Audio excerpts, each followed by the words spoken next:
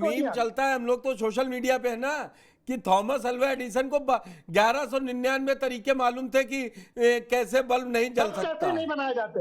हाँ नहीं, तो वो एक्चुअली मीम का गलत उपयोग है, वो सकारात्मक बात के लिए था, हालांकि इसे व्यंग्य के रूप में उपयोग किया गया। वो जी ये था कि लोग जो डिस्करेज है जीवन में वो सीखे, कोई व्यक्ति 1000 बार असफल होने के बाद भी सफल हो तो सकता वो है। भी गठबंधन कर रहे थे। लेकिन एक बात अगर आप नहीं, चाहें, बिल्कुल। फिर इतना बड़ा क्यों बना दिया उपचुनाव को? उपचुनाव तो वैसे भी सरकार का रहता था। इतनी बड़ी सेना क्यों उतार दी कि संगठन मंत्री भी 2 सीटों के जिम्मेदार होंगे, दोनों डिप्टी सीएम भी 2-2 सीटों के होंगे, और सीएम खुद 2 सीटों की जिम्मेवारी ले ली। उसका चीज अब रोकिएगा नहीं, मैं छोटी सी बात बताने जा रहा हूं, मैं टोकिएगा नहीं। डेमोक्रेसी में रिस्पॉन्सिबिलिटी बहुत जरूरी है। ये एक नया कदम है, इसका एक नया नजरिया है जो प्रेम कुमार जी ने बताया। मैं एक दूसरा नजरिया बताऊं। अगर चुनाव जीत जाए तो बड़ा नेता जिताता है, चुनाव हार जाए तो कार्यकर्ता हराता है, कार्यकर्ता नहीं निकला। कम से कम इस बार उत्तरदायित्व तो है। अगर तुमने जिताया तो तुम्हारा क्रेडिट, और तुमने नहीं जिताया तो तुम्हारा डिस्क्रेडिट। अब वो बच के निकलने की स्थिति नहीं है, और मैं मानता हूं हर नेता के लिए होना चाहिए कि भाई ये चुनाव में ये जिताने वाला नेता भी यही है और हराने वाला नेता भी यही है। तो कम से कम आप भारतीय जनता पार्टी में कोई भी व्यक्ति जो ये 5 सुपर 5 है, ये बच के ना निकल पाएंगे। हारने पर चिट्ठी दूसरे के नाम ना फटेगी। संदीप जी ने बहुत बढ़िया इसकी एनालिसिस बताई। बोले अगर 10 सीटों में एक भी सीट, मतलब 3 से जो आप कह रहे हैं वो सहयोगी मिला 5 की 5 जीत आए, तो ये मोदी जी की नीतियों की जीत हो जाएगी। और हारे, जो भी 10 में हारे, वो सीधे सीधे उन चेहरों पर जिम्मेदारी थोप दी जाएगी जिनकी कोई ऐसी बड़ी जिम्मेदारी नहीं थी भाई। उसका भी इस घटना की बात तो नहीं, जो ये 5 का दिया गया है वो कहने के लिए कुछ हो, लेकिन जनमानस में और जब पार्टी मीटिंग में निर्णय हो गए ताकत के लिए, तो इस बंटवारे के बाद ये नहीं चलने वाला है जो हमारे संदीप भाई कह रहे हैं। अब जिम्मेदारी दे दी गई और वो बाहर है, मीडिया मैं में है। सुनील जी से अब ले कोई लेता बच हूं के नहीं निकल सकता। आपकी बात का। मैं आ रहा हूं संदीप जी आपके पास। अच्छा आप बोल लीजिए, पहले आप बोल लीजिए संदीप जी। पुष्कर जी, मैं ये कह रहा था कि अगर बीजेपी हारती है तो आपने देखा होगा हारने के बाद फिर टीम बैठती है कि हम इसका एनालिसिस करेंगे, और जब एनालिसिस करेंगे तो जो बात ब्रजेश पाठक कहेंगे, जो बात केशव प्रसाद मौर्य कहेंगे, जो भूपेंद्र चौधरी कहेंगे, जो धर्मपाल जी कहेंगे, वो मैं आज आपको बता देता हूं कि संगठन में नाराजगी है। क्योंकि मुख्यमंत्री ने मुख्यमंत्री बनते ही सबसे पहले सभी डीएम कार्यालय में अरे ये आप आदेश दिया संदीप जी, था आप तो कि बिल्कुल कोई जाएगा निगेटिव संगठन का बात उसका बोल साथ रहे नहीं हैं। अगर जीत गए तब, जीत गए तब देखिए, जीत वाली बात मैंने आपको बता दिया, आप लिख के रख लीजिए। पहली बात तो जीत होनी नहीं। अगर जीत गए तो आपको ये एक मैसेज जाएगा पूरे देश के अंदर कि मोदी जी से नाराजगी है। मोदी जी को लोकसभा हरा दिया यूपी ने, लेकिन यूपी योगी जी के साथ खड़ा है। क्या कभी बीजेपी ये चाहेगी कि यूपी से ऐसा मैसेज चले जाए कि यूपी योगी के साथ खड़ा है और मोदी के साथ नहीं खड़ा है? क्या बीजेपी का राष्ट्रीय नेतृत्व तो इस बात को स्वीकार करने के लिए तैयार है? क्या तो सुनील जी? क्या मतलब ये है कि जानबूझ के बीजेपी को हराया ही जाएगा? ये मोदी को मजबूत देखिए करने के लिए बीजेपी उपचुनाव हारने जा रही है, या खुद जानबूझ के? वो तो दावा ऐसा नहीं कर होता रहे हैं। राजनीति में, जितना आप सिंपल कह रहे हैं। राजनीति में ऐसा देखिए, नहीं होता। आपको आपको हिमाचल का एक एग्जाम्पल देना चाहता हूँ। हिमाचल में अनुराग ठाकुर के जो पिताजी हैं, वो उनके चेहरे पर चुनाव लड़ा गया था और उन्हीं को चुनाव हरवा करके दूसरे आदमी को वहां पे मुख्यमंत्री बना दिया गया था। जबकि उत्तर वो तो प्रदेश में उत्तराखंड हारे में हुए भी है, केशव प्रसाद लेकिन मौर्य को उसमें तो डिप्टी वही सीएम बना मुख्यमंत्री दिया बना। जाता है। उत्तराखंड के अंदर और हारे हुए उत्तराखंड वाले ले विधायक को लीजिए सर, मुख्यमंत्री बना दिया उत्तराखंड जाता है। में बनने तो लीजिए। बीजेपी अरे उत्तराखंड बीजेपी हार सबसे बड़ी पार्टी है, विविधताओं से भरी है सुनील जी। हम जिन 10 सीटों पर कंसंट्रेट करें, मतलब संदीप जी का कहना है कि ये बलि के बकरे तैयार किए गए हैं। बिल्कुल। ये बलि के बकरे, अगर उनकी बात का मैं, आपकी उस पर टिप्पणी क्या है? मैंने पुष्कर जी स्टार्टिंग में कहा, हाथी के दांत दिखाने की और खाने की ओर, ठीक है सारा ठीक है, सार सुनील इसी जी में की है। बात ले लेता हूं मैं। जिन कारणों से 2024 साल के लोकसभा चुनाव में बीजेपी उत्तर प्रदेश में हारी है, क्या वो कारण खत्म हो गए हैं? बीजेपी के खिलाफ जो एक एंटी इनकम्बेंसी लोगों में का भाव बना था, क्या वो जो कारण उस भाव के बनने की जो वजहें थी वो खत्म हो गई हैं? जो राजनीतिक कारण भारतीय जनता पार्टी के विकल्प के रूप में इमर्ज करने लगे उत्तर प्रदेश में, क्या वो राजनीतिक वजहें खत्म हो गई हैं? कैसे चुनाव आप जो विधानसभा के चुनाव है उसको आप कितना भी हाई प्रोफाइल बना लीजिए, यह बिल्कुल सही है कि यह आप क्या लोकसभा के चुनाव में ये चेहरे सक्रिय नहीं थे, ये अपने अपने घर बैठे हुए थे?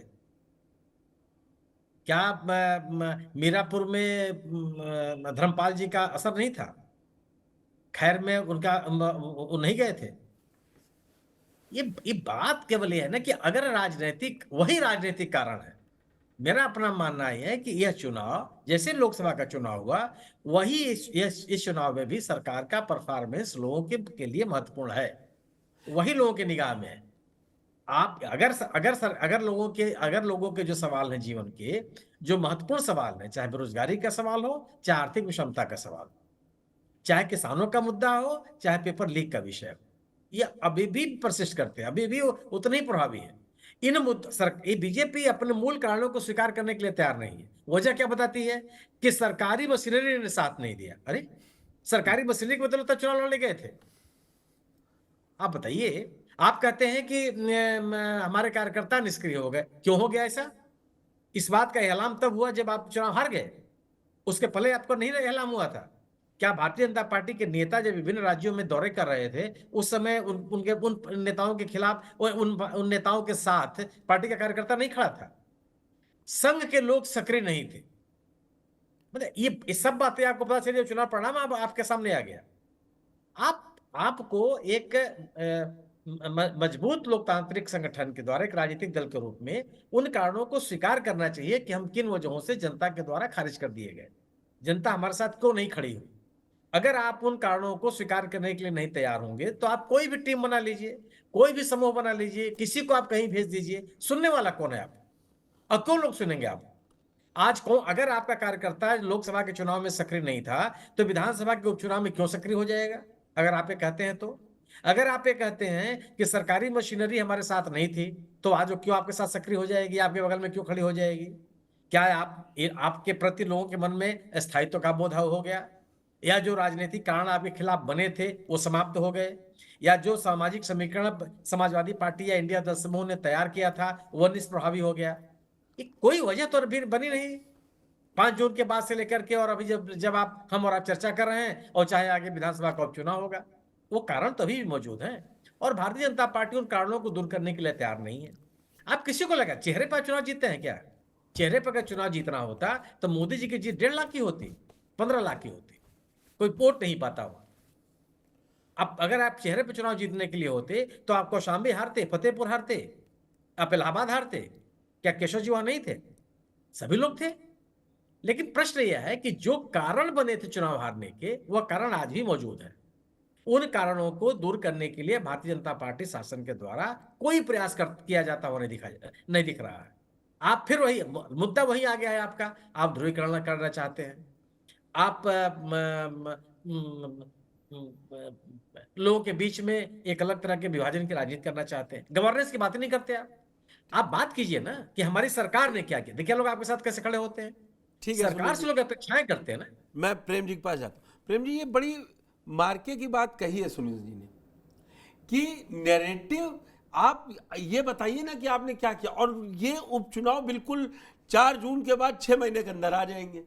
ऐसा तो अभी कोई मतलब बजट में ऐसी बड़ी राहत तो दिखाई नहीं दी लोगों को कि जिससे लगे कि वो है। ठीक है, संविधान बदल देंगे, वो नैरेटिव नहीं चलेगा, लेकिन आप सिर्फ इसी मुद्दे पे आ रहे हैं कि संविधान बदल देंगे इस वजह से। वो अभी CSDS का एक सर्वे आया है, उसमें बता रहे हैं कि सिर्फ 20% लोग हैं, जबकि नाराजगी, स्थानीय नेतृत्व की परेशानी, राज्य के नेताओं ने, वो सब 28 और 26% पे।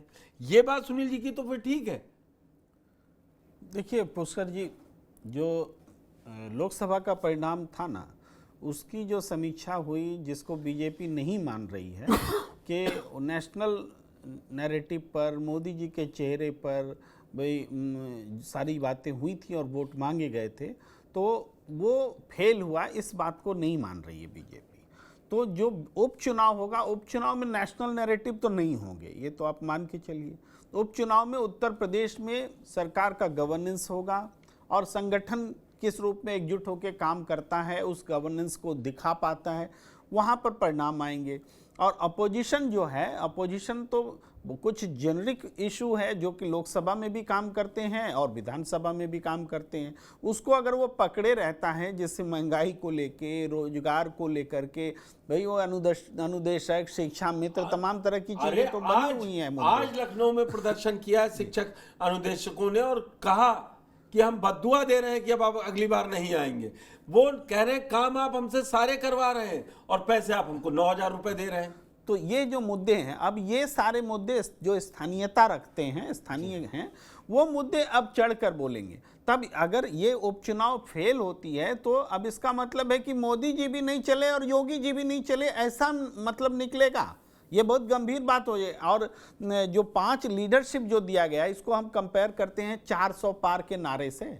जैसे 400 पार का नारा लेके बीजेपी ने अपने ऊपर अतिरिक्त बोझ डाल दिया, आपने अपने पूरे लीडरशिप को 2-2 सीट डाल करके पूरे लीडरशिप पर बोझ डाल दिया है। नहीं जीतेंगे तो क्या होगा, और अगर नहीं जीते तो वाकई नेतृत्व तो खारिज माना जाएगा। बहुत बड़ा प्रेशर ले लिया है बीजेपी ने। आलोक, संदीप जी, मैं ये मतलब एक अयोध्या को आइकॉनिक अवधेश प्रसाद को लेके अभी पूरे 2 महीने से अखिलेश यादव घूम रहे हैं, राहुल गांधी भी उनको सदन में पूरा विपक्ष यही याद दिला रहा है। महाराष्ट्र के कोई नेता हो विपक्ष का, वो सीधे बताता है कि आप अयोध्या हार गए। ये सीट अब मिल्कीपुर अगर हारते हैं, और जो जहां के समीकरण कहते हैं कि बीजेपी के लिए ये बड़ी टफ सीट रही है, और फिर भी आपने इतना बड़ा दांव लगा लिया जो प्रेम जी जिस तरफ इंगित कर रहे हैं। अरे उपचुनाव को उपचुनाव की तरीके से लड़ते ना। अब ये नैरेटिव भी नहीं चलेगा बीजेपी का, क्योंकि आपने रामपुर और आजमगढ़ जीता था 22 का चुनाव जीतने के बाद। तो ये नहीं कह सकते भाई आप रामपुर में भी जीत गए और आजमगढ़ भी जीत गए, तो फिर अब ये भी जीत के दिखाइए। देखिए पुष्कर जी, चीजें धीरे धीरे करके बदली है। आप सुन पा रहे हैं मुझे?